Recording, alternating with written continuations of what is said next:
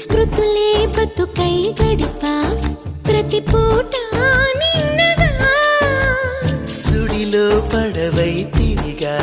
నిన్ను చేరే ముందుగా వెతికే గుండెలో గిలిలో వెలిగా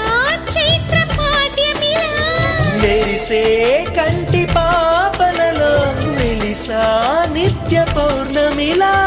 ఎందుకిలా అల్లినదో వన్నెల వెన్నెల కాంతివల ఎవరో ఎవరో రావాలి అనువాసనే